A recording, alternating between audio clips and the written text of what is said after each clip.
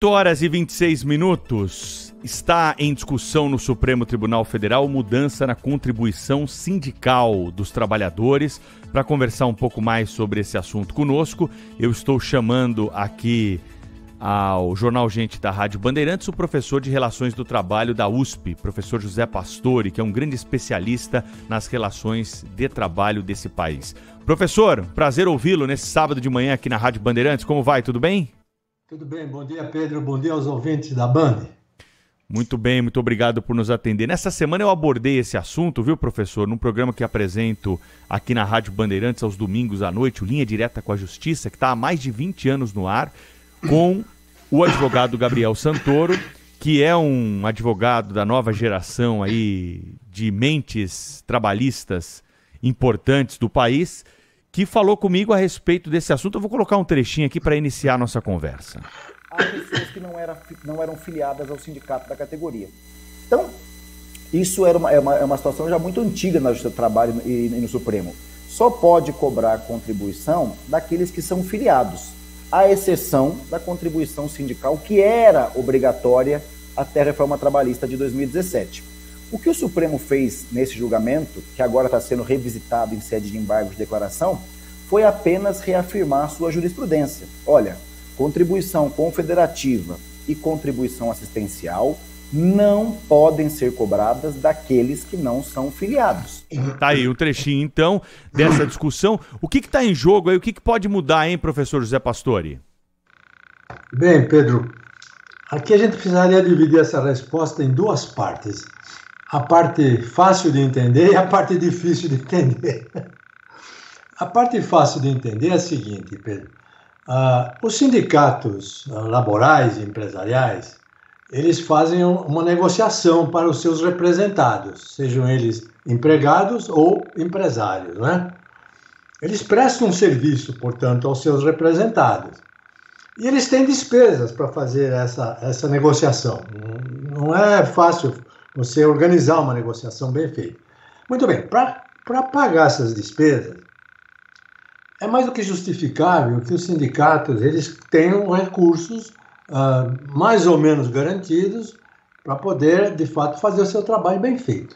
Então, digamos, justifica-se a ideia de você ter a contribuição tanto de associados como não associados dos sindicatos, na medida em que todos são beneficiados pelo resultado da negociação.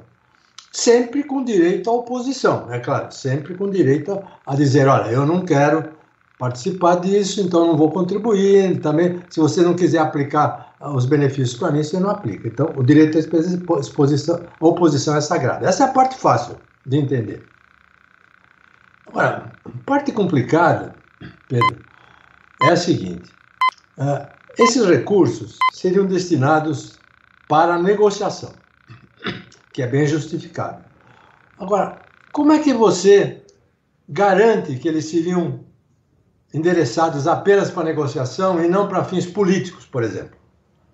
É uma questão que o Supremo terá que levar em conta isso aqui, porque a justificativa é remunerar despesas de negociação. Mas como é que faz esse controle? Eu estou perguntando isso porque a nossa Constituição, Pedro, ela diz o seguinte, que o Estado, portanto o governo também, não pode interferir nos sindicatos. Não pode exercer nenhum controle sobre o sindicato. É assim que está a Constituição. Veja que complicação que você tem pela frente. Você vai autorizar uma verba para negociação, mas você não tem jeito de controlar essa verba, a não ser que você tenha depois uma lei específica para regular. Esse é um problema. Um outro problema. Qual vai ser o limite da contribuição assistencial que vai ser cobrada? Cada um vai cobrar o que quer ou vai ter um limite? Como é que é? Alguém pode dizer o seguinte, bom, se ele cobrar muito caro, o trabalhador vai querer se filiar a um outro sindicato, não é? Mas a Constituição brasileira não permite isso, porque a Constituição brasileira garante o monopólio dos sindicatos atuais. Portanto, só eles é que podem fazer a negociação. Não existe alternativa, como existe em outros países. Então, quando você tem um serviço... Esse o senhor diria que é o cerne do problema, né? A possibilidade, por exemplo, só pode ter um sindicato da categoria naquele espaço territorial. Se o sujeito não concorda com o sindicato, ele não tem opção, né? Então ele fica sem uma representação coletiva. Exatamente. Você tem aí, digamos, uma entidade privada, que é o sindicato, mas que tem monopólio. Então, é um problema que precisa ser tratado com cuidado. Isso aqui, eu não sei se uma simples decisão do Supremo seja capaz de controlar isso aqui. Porque isso acontece também em outros setores. Há pouco tempo, Pedro, eu frequento aqui o Parque Vila Lobos, né? Certo. O estacionamento foi privatizado. E o sujeito, no primeiro dia, aumentou o preço do estacionamento de R$ 6,00 para R$ 16,00. Eu não entrei mais no estacionamento, passei a estacionar na rua. Agora, se é obrigatório, se fosse obrigatório, como pretende ser essa contribuição assistencial, o empregado não tem o que dizer, não, eu não quero pagar. Ele pode entrar com a justificativa pela oposição, mas é preciso ter uma regulação também dessa oposição. Como é que você faz a oposição? Hoje em dia, a oposição também está garantida, mas é extremamente difícil fazer a oposição hoje. O empregado que pede para não pagar, digamos assim, ele tem que seguir as regras do sindicato. Muitas vezes o sindicato diz o seguinte: você tem que fazer uma carta de próprio punho, tem que entregar no sindicato a tal hora. É uma pressão, né? Vamos falar a verdade, né, professor? Isso é uma pressão aí para o trabalhador que vai ter que ir lá no sindicato e falar: olha, eu não quero mais... se tem uma decisão e hoje nós temos uma lei que permite que não seja pago, deveria ser algo mais simples, menos burocrático, né? Exatamente. E tem sido assim. E há sindicatos até que estão fora da localidade onde o trabalhador está residindo. Ele tem que mudar, tem que viajar de um município para o outro. Bom, vamos deixar isso de lado. Então, veja, a ideia de você ter uma contribuição que cubra as despesas de negociação é muito válida. Agora, como se trata de um sistema muito peculiar, o brasileiro, que é de monopólio, que é unicidade sindical, o sindicato tem monopólio para fazer o que quiser, você precisa ter uma regulação. Por isso, penso eu, esse assunto deveria voltar ao Congresso para ser decidido por lei, porque o Congresso, em 2017, ele terminou com a obrigatoriedade da contribuição sindical, que naquela ocasião só existiam 3 países que tinham essa obrigatoriedade: o Egito, Israel e Equador. E era uma obrigatoriedade onde o sindicato recebia um recurso e não tinha nenhuma especificação de como que ele deveria gastar e de como que ele deveria prestar contas. Então, era, digamos assim, era quase que um tributo, uma verba pública para a qual ele não queria prestar conta. Uma vez, correu lá no Congresso Nacional uma ideia do sindicato prestar contas ao Tribunal de Contas, porque, afinal, é um recurso público. E o Lula vetou essa decisão do Congresso Nacional. Então, em que pé nós estamos hoje? O sindicato tem monopólio, o sindicato precisa de recurso, e o sindicato diz que vai usar esse recurso apenas para a negociação. Então, essa é a questão que eu não sou muito a favor de regular muitas das coisas por lei, não. Eu acho que muita coisa tem que ser regulada pelo próprio mercado. Mas neste caso aqui, como ele tem monopólio, você não tem condições de ter o trabalhador ou o empresário falar: olha, esse sindicato está cobrando muito caro, eu vou partir para um outro sindicato. Vou até fundar um outro sindicato, vou criar um outro sindicato. A lei não permite isso aqui. Então, para tomar uma decisão, digamos, isolada, como essa que o Supremo está querendo tomar, eu acho que ele, como é guardião da Constituição, devia também mudar várias coisas na Constituição, ou pedir para o Congresso mudar na Constituição. Uma delas é o seguinte: vamos acabar com o sistema de unicidade e vamos colocar um sistema de pluralidade sindical, como impera na maior parte dos países. Aí os sindicatos têm concorrência, aí tudo bem, aí eles cobram o que eles quiserem. Se eles não quiserem sofrer a concorrência, eles têm que se comportar. Nós estamos conversando com o professor José Pastore, que é professor da USP de Relações do Trabalho, um especialista no assunto, discutindo com a gente essa polêmica que está no Supremo Tribunal Federal, até porque essa matéria já foi alvo de apreciação do Supremo depois da reforma trabalhista e nós tivemos na votação dos ministros, né, a não continuidade dessa ação, ou seja, isso foi jogado de lado, né? O Supremo disse o seguinte: tem uma reforma trabalhista aí. Agora, o ministro Gilmar Mendes mudou de posição no seu voto. Então há expectativa que essa tese possa ser a vencedora, e isso, claro, que vai ter um impacto na vida de todos aqueles trabalhadores que são contratados com carteira assinada, os famosos CLTs, né? Aqueles que são contratados pelo regime da CLT. Professor, Pedro, pois não. Posso fazer só uma Claro. parte? Quando o Supremo decidiu que os não associados não tinham obrigação de pagar, ele utilizou um artigo da Constituição, que qual é? Aquele que todo brasileiro tem a liberdade de se associar ou não se associar a uma entidade. Então, se eu tenho a liberdade de não me associar, não tem razão para eu pagar. Ele usou esse argumento da Constituição. Esse argumento parece que ainda não foi revogado. Agora, além disso, existem os outros, digamos, elementos da Constituição que dizem respeito à organização sindical no Brasil, que precisariam ser revistos para poder ter uma decisão, digamos assim, moderna, que vai exigir a obrigatoriedade sem exigir prestação de conta, sem estabelecer limites na contribuição. Enfim, é quase voltar à situação anterior. Vai ser a liberdade de tributar ou de cobrar o que quiserem de uma pessoa que tem a liberdade de não estar associada. Muito bem. Ele pode argumentar, bom, mas entra com a oposição, mas precisa regular essa oposição também. Então, eu acho que esse assunto é um assunto para o Congresso Nacional. Se precisa rever a lei de 2017, o Congresso é que precisaria estudar esses aspectos todos, para poder ter uma lei que seja, pelo menos, justa para empregados e empregadores. Perfeito. Professor José Pastore, mais uma questão a respeito desse assunto chega com um dos nossos ouvintes aqui, né? Que, claro, pede para não ser identificado, tem medo de algum tipo de retaliação. Ele pergunta exatamente o seguinte, né? A convenção coletiva tem o poder de obrigar os trabalhadores daquela categoria a, de alguma forma, contribuir com o sindicato? Veja, na maior parte dos países, a convenção coletiva tem esse poder. Por quê? Porque por trás da convenção coletiva existe uma lei. Vamos pegar os Estados Unidos. Os Estados Unidos têm uma lei de 1935 que diz o seguinte: os sindicatos que realizam negociação em favor dos seus empregados, e lá, entre parênteses, os sindicatos são por empresa nos Estados Unidos. Então, o sindicato que realiza negociação para todos os empregados da empresa tem o direito de cobrar uma contribuição pela negociação, tanto daqueles que são filiados quanto daqueles que não são filiados. Mas tem uma lei de 1935 que deu essa força para a convenção coletiva.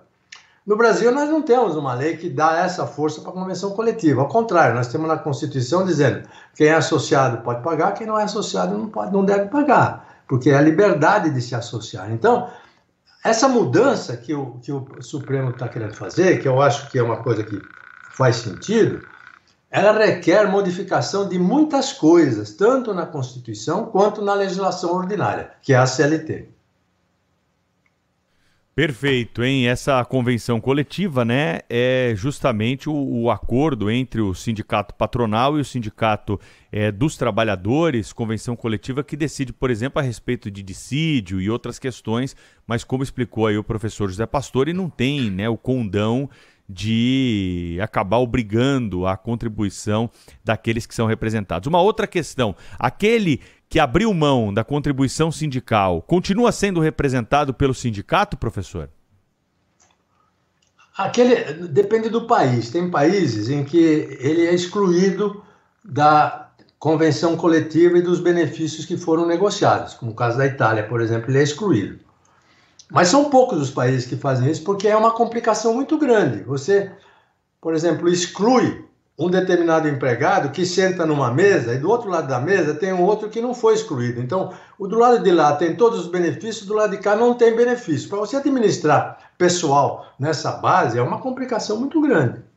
Então, por isso que são poucos os países que fazem essa exclusão. A grande maioria inclui tanto aquele que é associado como aquele que não é associado. Agora, Por quê? Mas existe uma lei por trás que regula essa matéria. Eu não sou muito fã de lei, não, você sabe disso, né, Pedro? Mas nesse assunto aqui, não dá para você deixar um liberou geral por causa do nosso sistema, que é um sistema de monopólio sindical. É esse que é o problema.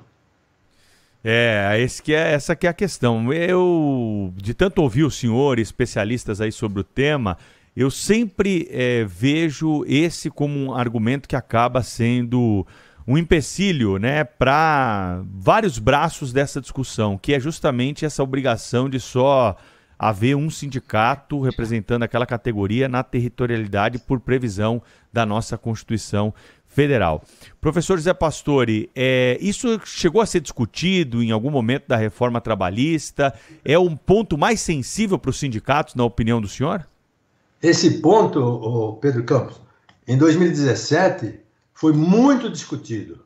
Havia uma intenção de acabar com a obrigatoriedade, que era uma coisa esquisita, né? Você garantia um recurso automático para os sindicatos sem nenhum parâmetro, sem nenhuma cobrança, sem nenhum teto, né? Bom, então ele pretendia acabar com essa obrigatoriedade e queria-se, na verdade, instalar um sistema como este que estamos discutindo aqui, quer dizer, permitir uma contribuição negocial. Mas aí houve a barreira. Para você fazer uma mudança dessa na CLT, é preciso mudar a Constituição, porque é a Constituição que garante o monopólio. Então não foi possível fazer isso em 2017. Só foi possível acabar com a obrigatoriedade, mas a criação de uma contribuição negocial aprovada por Assembleia não foi possível porque se chocava e se choca com a Constituição.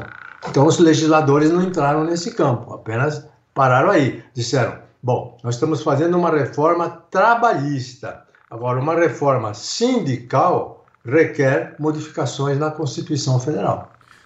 Bom, o julgamento está suspenso agora no Supremo Tribunal Federal por conta de um pedido de vista do ministro Alexandre de Moraes. 3 votos já foram publicados. É claro que esses votos podem mudar. Tradicionalmente não mudam, né? Tradicionalmente o voto é mantido, mas tem que explicar para o ouvinte aqui que pode haver algum tipo de mudança.